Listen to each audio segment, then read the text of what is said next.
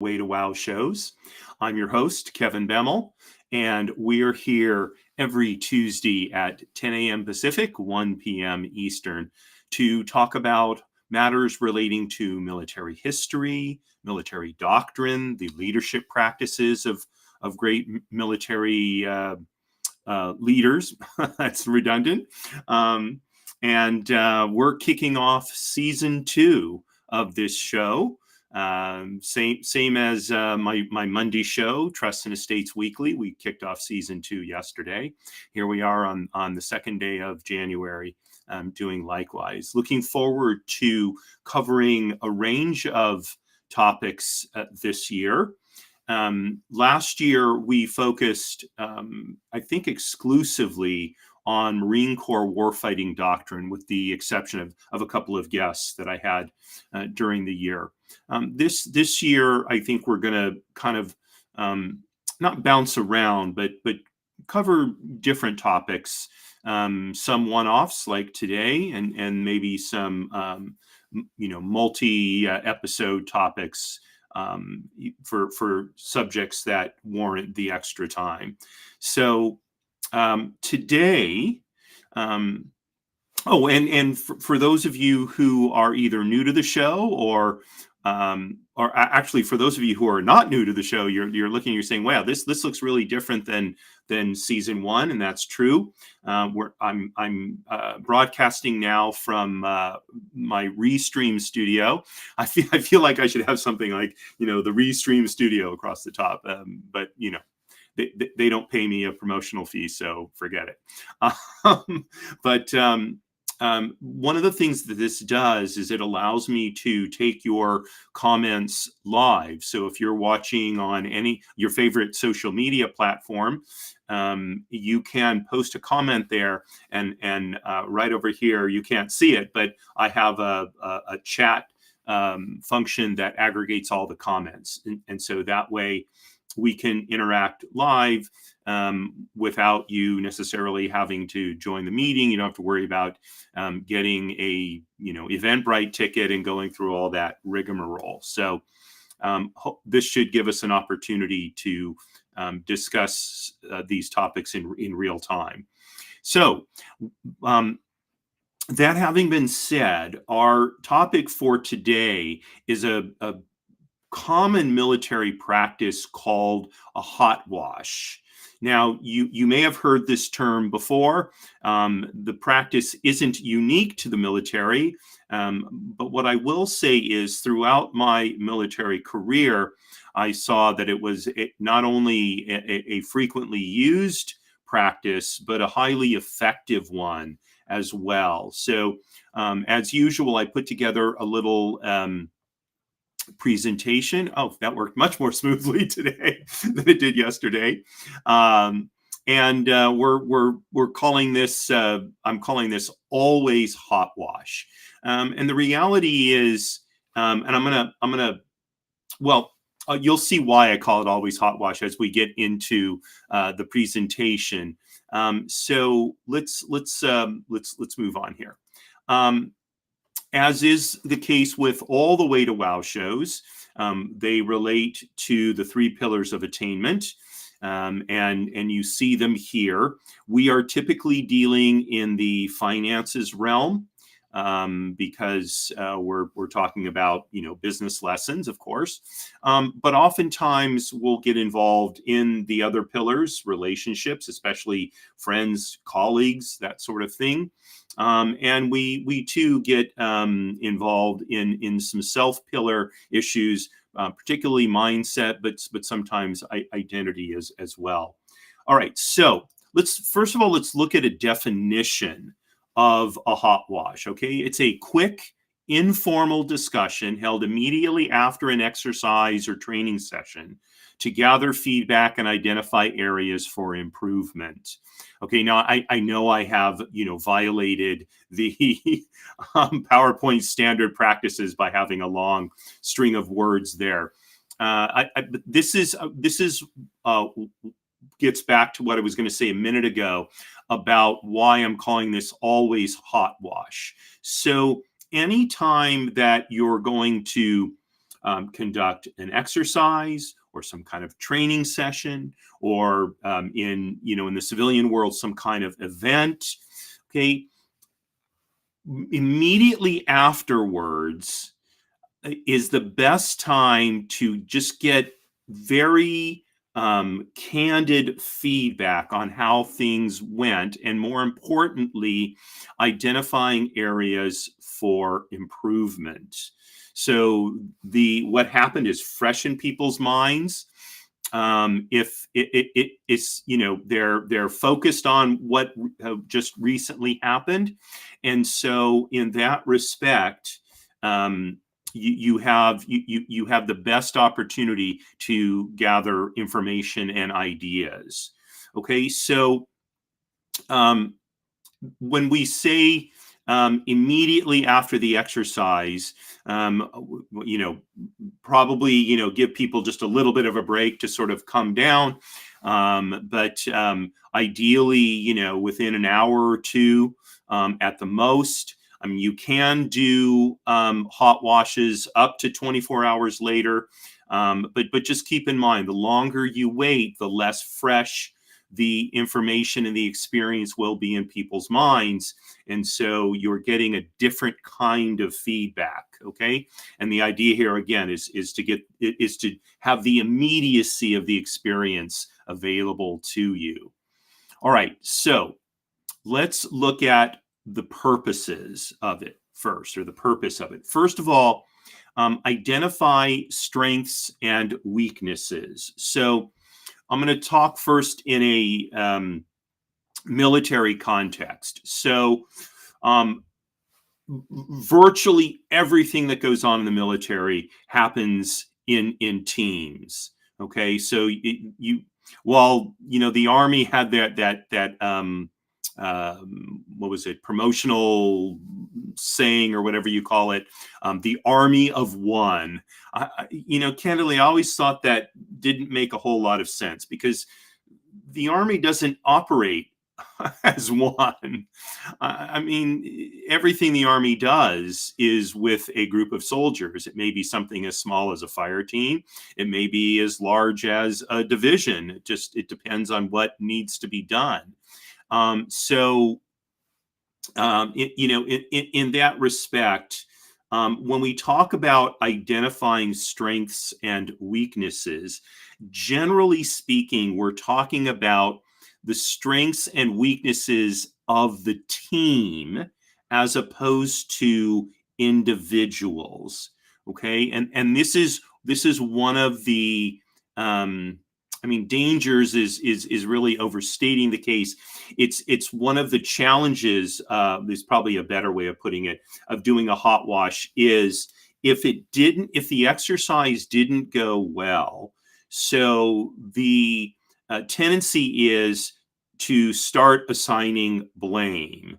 Okay, and that is, generally speaking, counterproductive. Now, an individual may be at fault for something, but dealing with that in the group generally is not appropriate. First of all, in the military context, there can be extenuating circumstances. Like if they're actually in combat, of course, you're going to straighten the person out right away, right, to prevent a danger. But in the workplace, rarely, if ever, is there a necessity to rebuke an individual in front of other people.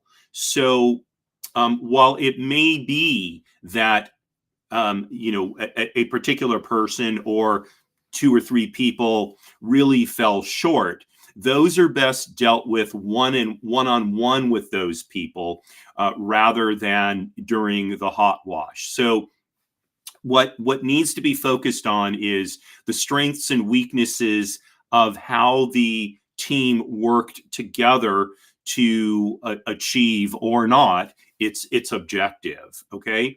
And the reason you want to focus on the team is, you see there, the second purpose is because you want open communication. So the person who, if there was an individual who really, let the group down, um, you still want to hear from that individual. Okay.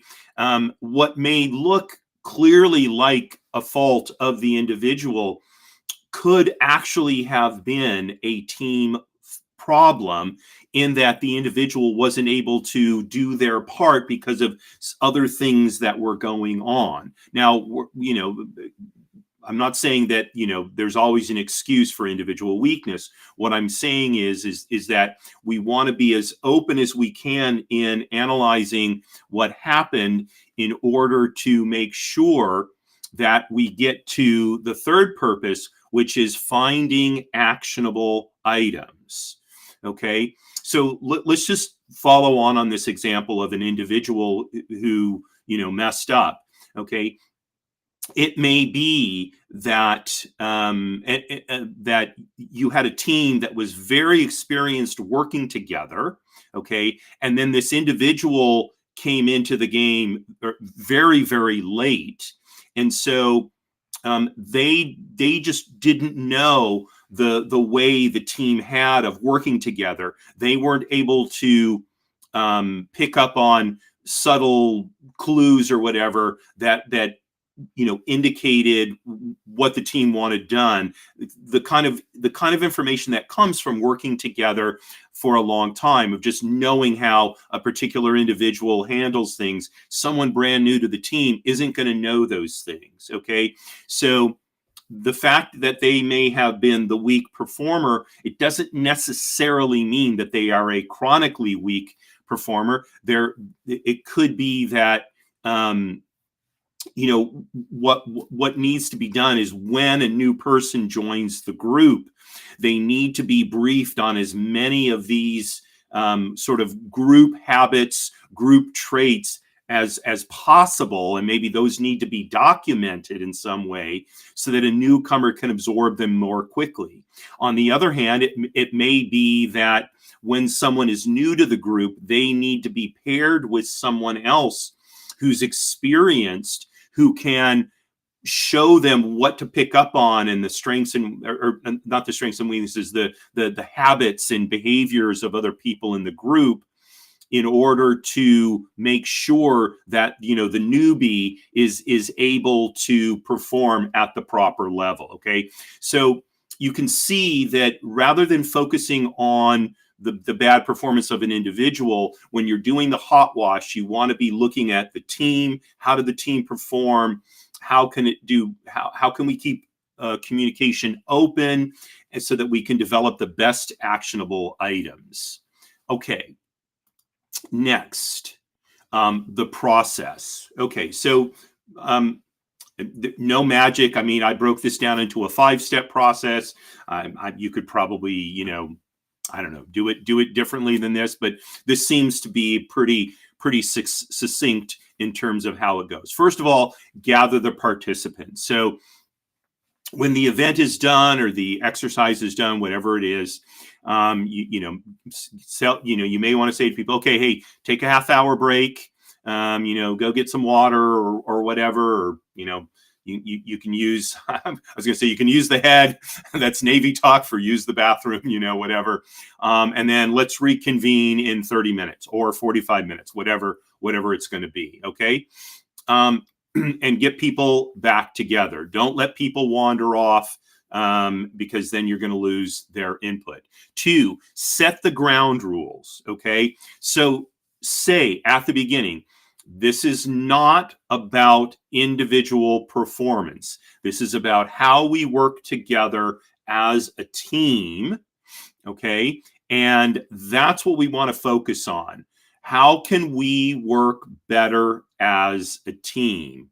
Okay. So, we're not looking to criticize. In fact, we're not necessarily looking to go, super deep into a blame. We're not looking to get into a blame game, and we're not looking to get super deep into all the micro problems that we had. There'll be a time for that, perhaps, but for now, what we're looking at is the big picture: how we work together as a team, how can we do that better in the future.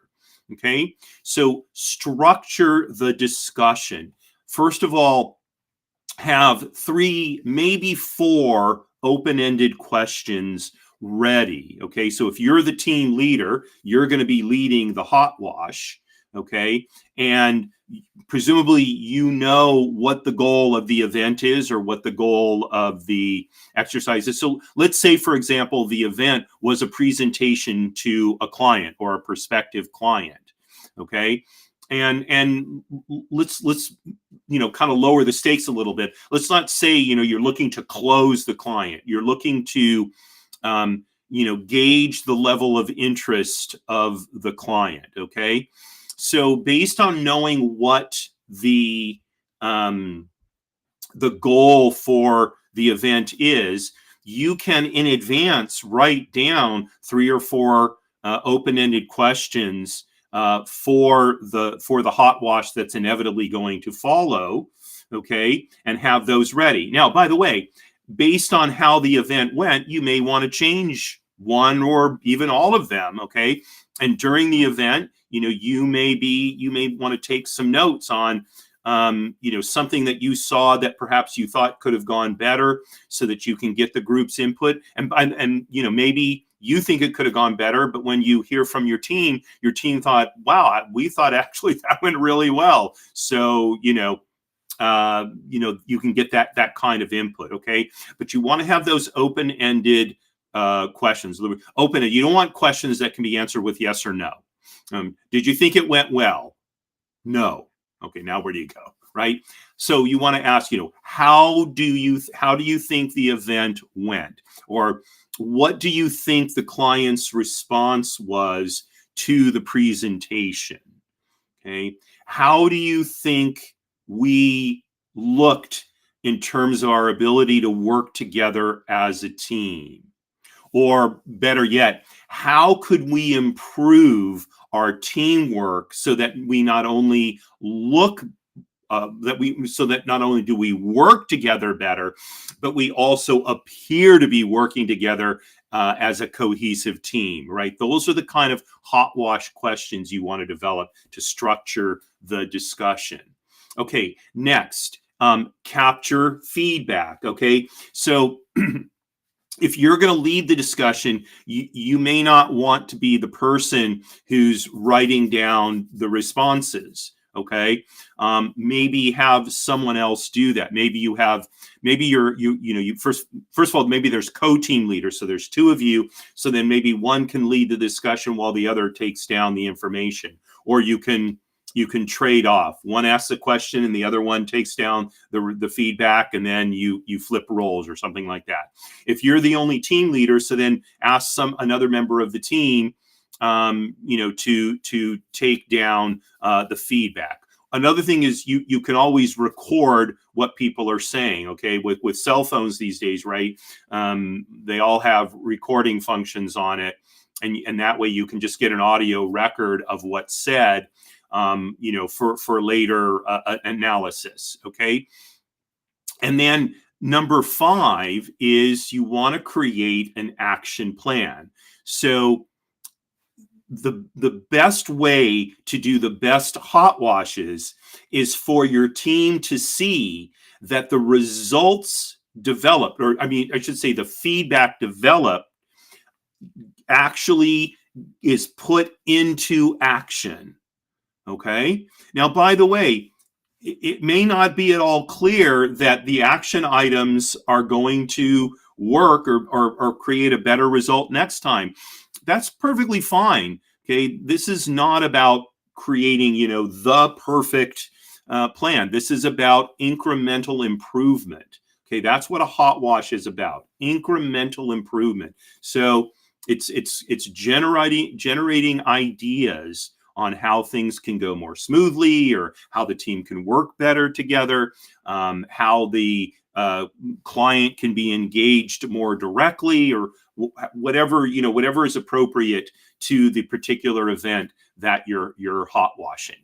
Okay, so these are the 5 steps, and if when I do these, one of the things I do is I just have these, okay, I got my process. Here's my questions. Okay, good. I'm ready to go. So I don't have to worry about, am I going to miss a step or whatever, especially if you're not, if you're new to this process. Write it down. There's no problem with that. I mean, if you're out in the field somewhere, maybe put it on a 3x5 card with the process on one side of the card, flip it over. There's your questions for the Hotwash. Good to go, right? I mean, if you have your phone, you can put it on your phone, whatever you want to do. Just take it down. Okay. And by the way, if you want to, click a quick screenshot of the process or whatever, feel free, or you'll see at the end, I'm going to give you my email address. If you want a copy of this presentation, by all means, send me an email or post in social media. I'm happy to give you a copy of the PowerPoint.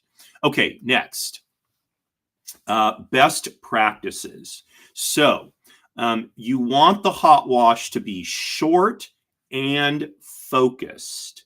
Okay, so 30 minutes, maybe 45 minutes, an hour at the most. Okay, it's gonna, you want people very much engaged. Okay, so Hotwashes, they can't be hours long events. Okay, like I said, 30 to 45 minutes is really I think the ideal amount of time. Okay, now if you really get into a good discussion and you really come up with some great ideas and you want to extend it to an hour, of course, you don't have to artificially cut it off.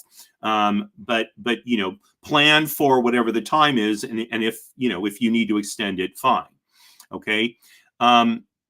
Encourage participation.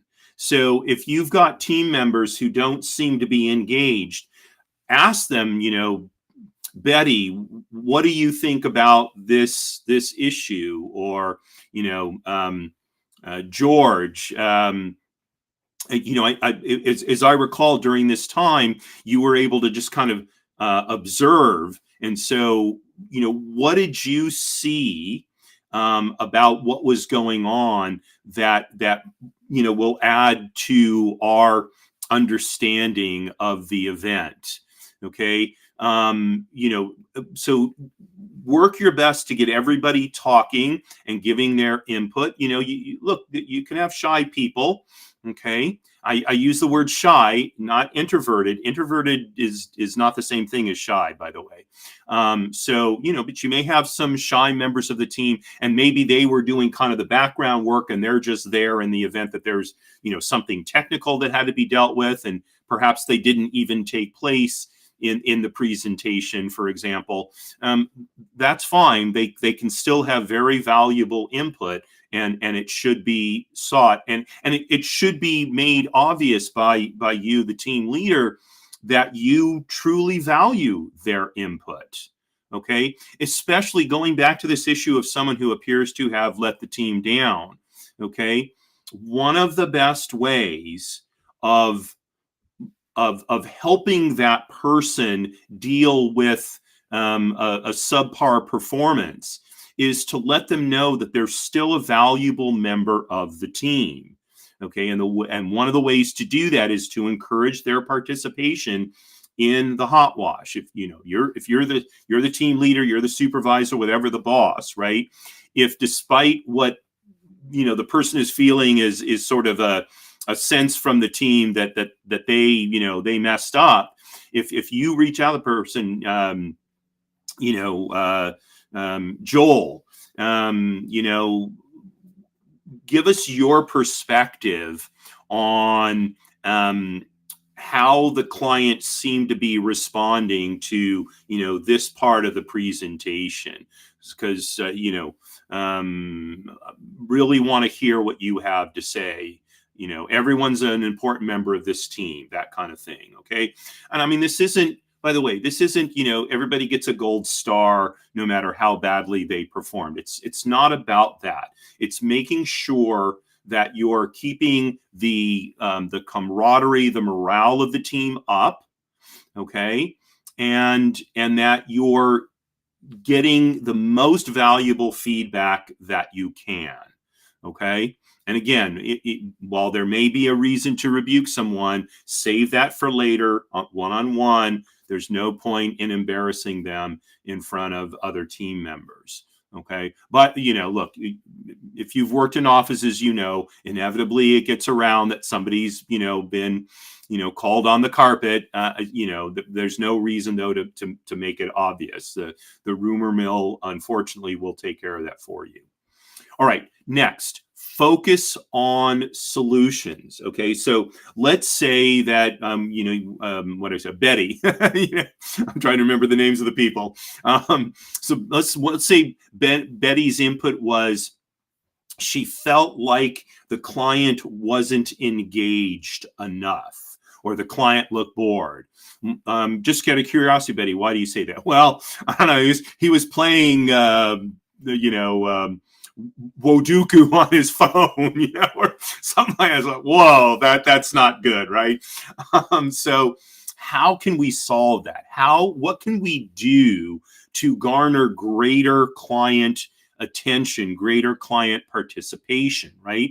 And, one way may be asking the client questions periodically during the presentation, right? Work those into the presentation so the client is involved, or whatever that is. But that's what you want to focus. That's what you want to focus on is what are the solutions to the problems that we identified. So, you spend 25% on identifying problem areas, 75% on potential solutions. Okay. And then follow up. Okay. Again, going back to the previous slide for just a moment, action plan. Okay. The action, this is the point, right? Is the action plan. So there's got to be follow-up. If there's not follow-up, your team members just assume, oh, well, we're doing this, but in the end, it doesn't really matter. So I don't really have to be that engaged in it. If indeed what they see is as a result of the Hotwash, new things are tried, ideas are experimented with, then they will be motivated to really do their best during the Hotwash. Okay. All right. And I think that is it, right? Yep, there we go. Okay, so if you would like to get some help, or you have questions, or you have thoughts, whatever, these are some of the places to share them. I mentioned my email address is there. All of this will be in the show notes when after the show posts on YouTube. And if you're on whatever social media platform, so you see these there, and feel free to drop a comment. And then I think we just have, yes, the legal stuff. There we go. So let's see, cancel that. Yeah, there we go. Okay. I'm still, not 100%, confident on using Restream. So anyway, that's our show for today. And I hope that in your professional, whether it's your business or whether you work for someone else and you're looking to improve your professional standing, that if you're not already using it, you will adopt this practice of a Hotwash. And by the way, you could do it over a cup of coffee, or water, or whatever. Look, people like to eat and drink, and after a particularly challenging event or exercise or training thing, it can be good to get a little little nourishment into the system, and that can help people perk up and really feel committed to participating. So that's our show for today. Thank you very much for joining me. Tomorrow is my show, People Making Money, at 10 a.m. Pacific time. And we're going to be talking about 10 habits, 10 career building habits, I think it is. I just posted, or I just set up the social media posts and the email to go out. But in any event, we'll be heading into season 5, if you can imagine, of People Making Money, which is really, that's an extension of my original show, which was just called The Way to Wow Show. Can't believe I've been doing this for 4 years already, but it's been great, and hopefully you've found it useful in building your professional endeavors, your relationships, etc. And then starting next week, again, we'll be back Monday at 10 a.m. with Trusts and Estates Weekly. I think I have a guest next week, if I'm not mistaken. So that'll be good. And then 7 days from today, we'll be back with the next edition of Business Lessons for the Military. So again, thank you very much for joining me. Wishing you a wonderful rest of the day, and signing off. Marie, you're my bell. Take care.